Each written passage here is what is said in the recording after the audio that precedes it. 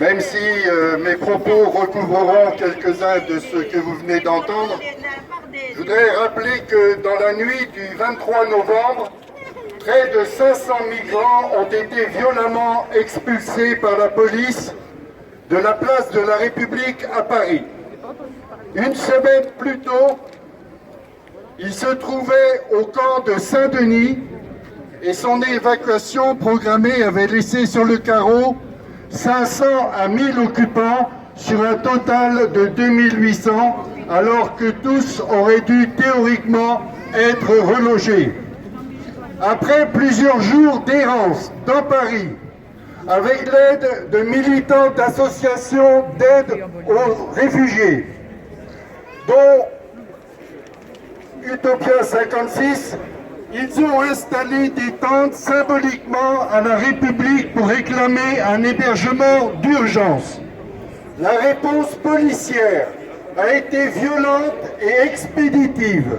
Les migrants ont été tirés de force hors des tentes, matraqués, ainsi que les militants qui les entouraient, pourchassés dans les rues à coups de gaz lacrymogène et de grenades de désencerclement.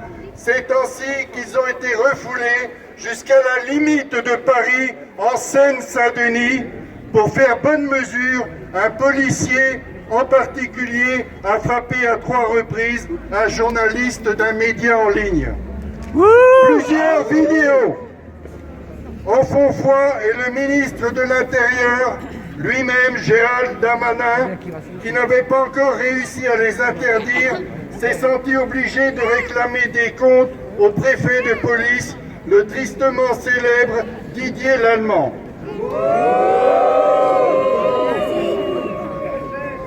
Cette suspicion envers les policiers, visiblement un peu trop enthousiasmés par la politique de leur ministre, vont maintenant à Darmanin d'être attaqués par Éric Ciotti et Marine Le Pen.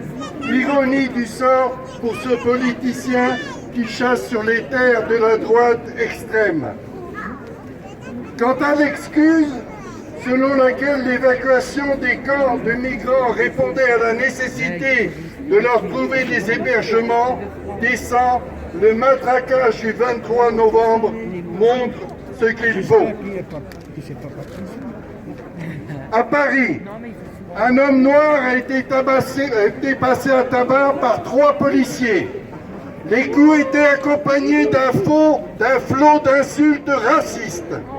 Arrêté, accusé de rébellion, il aurait pu rester emprisonné. Heureusement, la scène de son agression avait été filmée. Ce scandale survient au moment où 3 autres policiers ont été renvoyés devant les assises pour avoir en 2017 frappé et mutilé Théo à Aulnay-sous-Bois, et là aussi le film d'une caméra de surveillance avait complètement contredit la version des policiers. Manque de chance pour le gouvernement et sa majorité, au moment où ils voudraient faire voter une loi visant à interdire de filmer les policiers en action et de diffuser ces images, à vouloir flatter de façon éhontée leur Pandore, Macron, Darmanin et consorts se prennent les pieds dans le tapis et ils l'ont bien cherché. L'article 24 de la nouvelle loi dite de sécurité globale menace d'1 an de prison et de 45 000 € d'amende ceux qui diffuseraient des images de policiers ou de gendarmes en intervention sous prétexte de les protéger.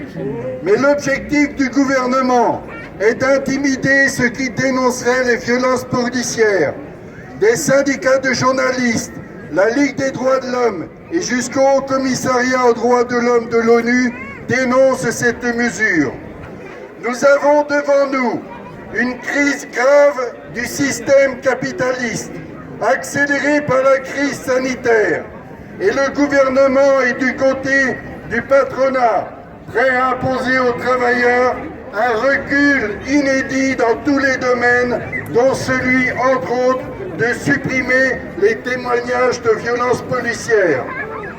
Alors pour finir, je vous dirais que je suis convaincu qu'il y aura des luttes importantes Et ces combats, pour les mener à bien, il faudra avoir l'organisation, de la détermination, et il va falloir de la conscience. En tout cas, à Lutte ouvrière, nous en serons. Pour les libertés, mais pas seulement. Les emplois aussi, et il faudra les arracher au patronat. Merci de votre attention.